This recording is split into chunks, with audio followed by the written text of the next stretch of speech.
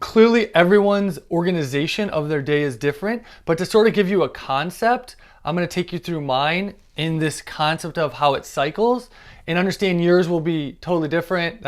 But use it as a push-off point, as a way to say, okay, he did that, I can do that, or he did that, but I can't do that. Maybe this is the way I can do it, using the same principles.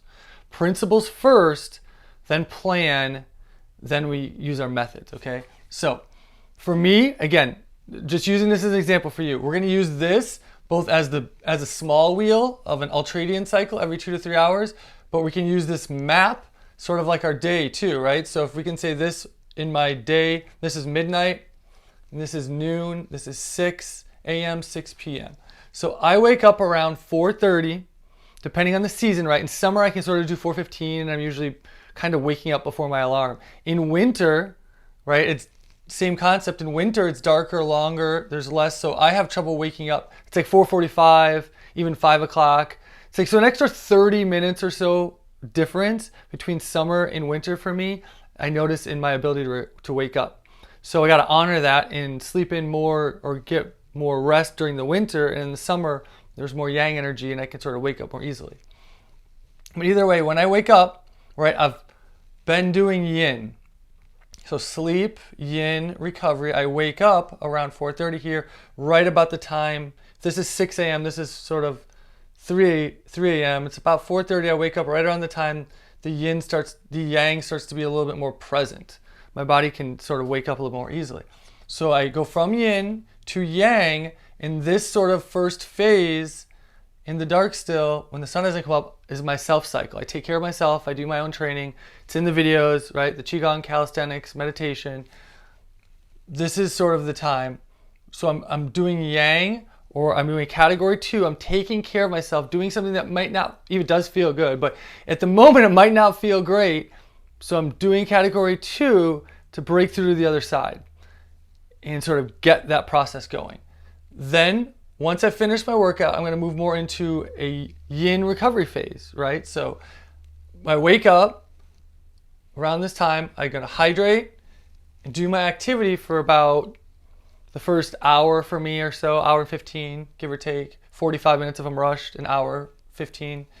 And then after that, when I finish this phase of the first hour or 15 minutes, I'm going to go into more of, so I start with a protein shake just to I don't want to make noise. I'd like to do more, but my family's sleeping.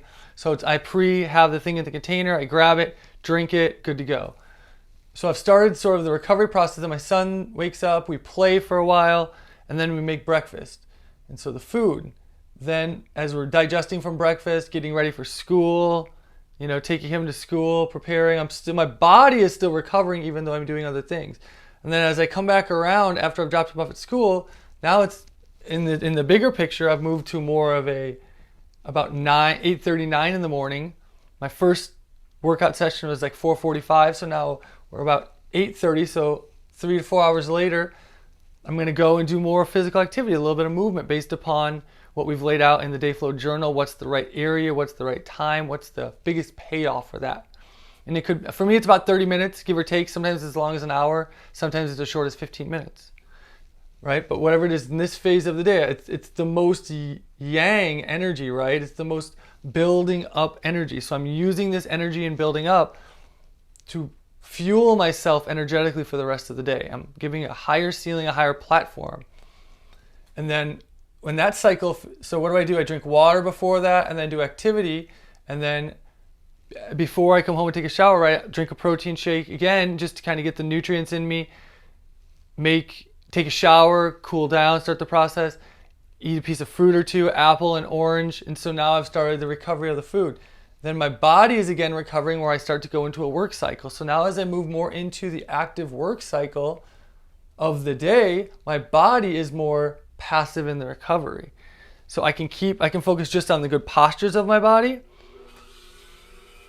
and then working through this concept, right? So I can focus on, as my activity has already been raised up twice, and I move into the work cycle, I can be more recovery oriented in my body. So my mind can be sharper. I can focus on working on my business with good posture and sitting in different positions, which we'll go over sort of our posture play. but the focus is on the mind for that phase. And then after a work cycle of the mind, when it's, focused in, it could be anywhere from 60 minutes to an hour and a half or whatever. The focused work cycle, when that sort of fades off, lunch, right? Then back to another short work cycle. Then after that work cycle, go into the activity again. I need to get up, done 2 sort of work cycles around my lunch period, before and after, early lunch for me. And now I'm going to start to move my body again. So I get up at lunch, do the 3rd day pull, some stretching, move through the hips and waist with hydration and activity for the 3rd time. Then depending if it's winter, I might not need a shower that much because it's colder out and the activity doesn't make me sweat. In summer, I might be getting in the ice bath right after that just to cool my body back down because we're in Florida and it's always hot. So you just play your environment for me. So that's about 30 minutes again of time. And then from 12:30 for me until about 1, I have another 45 minutes of working cycle, working in my business, filming stuff, doing whatever I need to do. So working in my business, being present. This is when we do our Q&As and stuff a lot. And then have a snack again, take a little break during that snack. Then another sort of focus period after that. After I digest, right, in my next food period, I have about another hour before I hydrate and go into activity. So after that food period, each time I have about 45 minutes to an hour before I hydrate, and then I start my next activity cycle. So that gives me work cycle, work cycle, work cycle, a lot of chances to focus on my work while still staying active in between. Because if I sit all day and just work on this work cycle, my work will deteriorate as yours over time. And by the time the family gets home or I want to do physical activity and I've completed my work, my body is too stiff or my energy is too tired, right? So we need to be able to sort of pump our energy every 2 to 3 hours using these day pull check-ins in between the day trails, which is our work cycles. Okay, so this is sort of how we get through the morning and the work cycle of the day, is that we just alternate work, day pull, day trail, day pull, day trail, day pull, day trail. And we just cycle through these. So we're taking care of ourselves and then serving. Self, serve, self, serve. And you'll notice the self section of a 3-hour period might only be 20 minutes, right? 15 to 20 minutes will get you to the next work cycle if you've been doing it, right? Especially if you do a good, longer, fully meet all your needs in the first work cycle, then you can do a little bit less and a little bit less at different sections because you've already been there, right? It's easier to go where you've already gone. It's easier to do what you've already done. It's easier to win what you've already won. So meet this category 2 challenge right away when you wake up and then just simply repeat it because it's easier to do it if you've already done it, right? So this is how we want to work through these cycles. Momentum creates momentum, as we'll say. So doing the first one, even if you have it so much that you think I'll work on it later in the day when my time frees up, the first one allows the next one to be easier, and the next one allows the next one to be easier. And by the time you get to the 3rd or the 4th, you're just following through with habit the same way you would be following through by avoiding it. So avoiding it or doing it is the same amount of habit, the same amount of effort. It's just which way you're going on the road. So if you start right off the bat, category 2, do the challenge, you're going to build your confidence, you're going to feel proud and excited and inspired, and it'll be so much easier. So do the first one. Always do the first one. It's the self cycle. It gets the whole process going.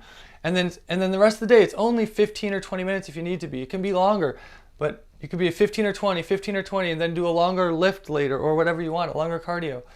Or just do short ones all day after you've done the first one, because momentum creates momentum. Once you get started, it's so much easier and like that half-life in medicine, each one, even 15 to 20 minutes, get you through that next 2 to 3 hours of work cycle, right? Your day trail. And then 15 or 20 minutes get you through again your next 30 to 3 hours of work cycle. And then another 15 or 20 minutes. So momentum creates momentum. The first one might be the worst one, but it's the best one.